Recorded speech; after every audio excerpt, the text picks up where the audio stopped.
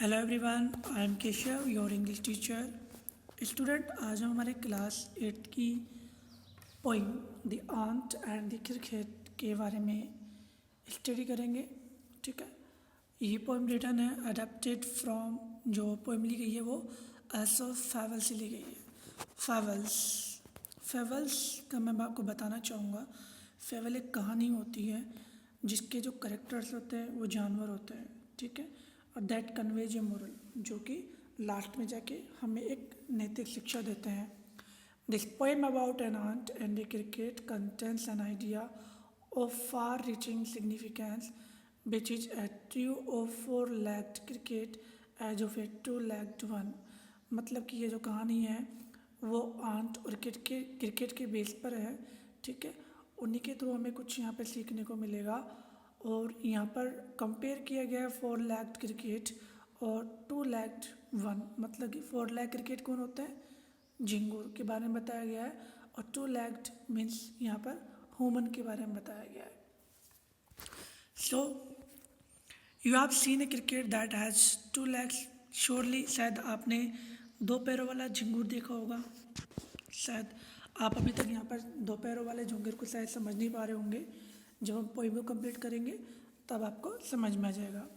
Okay, read the stanzas given below and answer the following questions while choosing the correct option.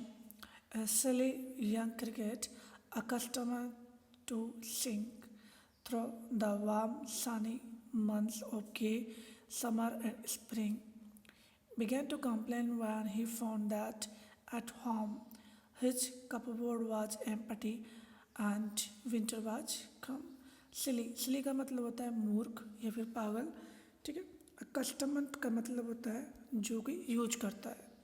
Through the warm Sunny month of के summer and spring, begin का मतलब प्रारंभ करना, complain का मतलब आप जानते होंगे शिकायत। ठीक है, इसलिए यंग क्रिकेट एक पागल जो यंग क्रिकेट है, ठीक है, झिंगूर है। अकस्टम टू सिंग मतलब कि वह गाया करता था। Through the warm Sunny months of के समर एंड स्प्रिंग्स, मतलब कि आपने कभी झिंगूर को देखा होगा। ठीक है, वो हर मौसम में गाता है। ठीक है, लाइक चाहे कितनी भी गर्मी हो, चाहे समर हो, चाहे स्प्रिंग हो। ठीक है, तो वो हर मौसम में वो गाता है। बिगेन टू कंप्लेन, और उसने प्रारंभ किया, शिकायत करना प्रारंभ किया। व्हेन, जब ही फाउंड दैट, जब उसे पता चला एट होम कि उसके अपने घर पे, मतलब कि झिंगुर का भी अपना एक घर होता है। हिज कपबोर्ड वाज एम्प्टी, उसका जो कपबोर्ड था वो क्या था, खाली था।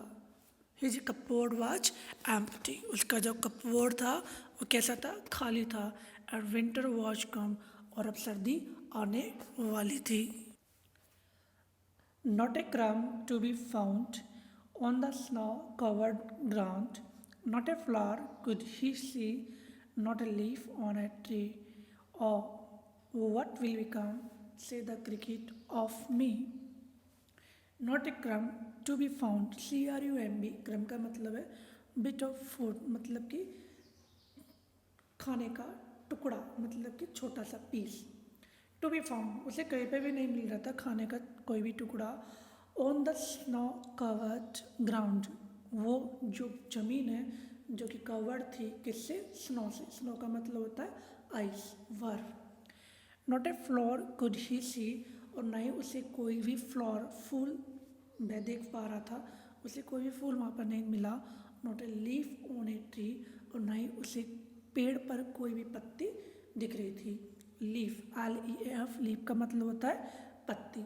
ओ, अरे, व्हाट विल बिकम, क्या होना है, क्या होगा, said the cricket, says the cricket, वो जो झिंगुर है वो कहता है, ऑफ मी, अब मेरा क्या होगा। At last by starvation and famine made bold, और dripping with wet and all trembling with cold, away he set off to a miserly aunt to see if, to keep him alive, he would grant him shelter from rain and a mouthful of grain. At last, अब अंत में क्या होता है, वही starvation का मतलब होता है भूख से मरना, एंड फैमिन का मतलब होता है भोजन की बहुत ज़्यादा कमी होना। उस मतलब कि भूख और भोजन की कमी ने उसे क्या बना दिया था, बोल्ड, BOLD, बोल्ड का मतलब है यहाँ पर साहसिक, और ड्रिपिंग विथ वेट एंड और ट्रेमलिंग विथ कोल्ड, और वह भीगा हुआ था, एंड और ट्रेमलिंग विथ कोल्ड, और वह कोल्ड से क्या था, कप आ रहा था। TREMBLING, ट्रबलिंग का मतलब होता है कप आना, और DRIPPING, ड्रिपिंग का मतलब होता है मतलब कि भीग जाना, dripping with wet. Away he set off to a miserly ant. अब वो क्या होता है कि वह एक कंजूस आंट चींटी के पास जाता है, ठीक है, to see if to keep him alive he would grant.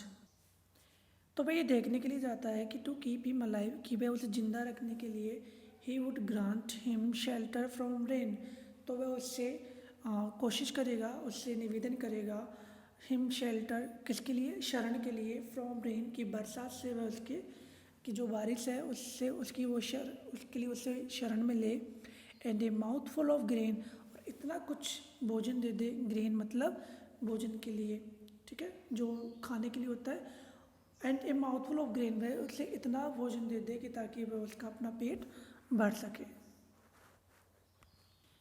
Okay student, 3 paragraph we have completed. Now next time we will discuss 4, 5 and 6. So request you to please first of all read out all the poem and try to translate in Hindi, and spelling and meaning को आप learn करने की कोशिश कीजिएगा। Thank you, thanks lot of you, thank you.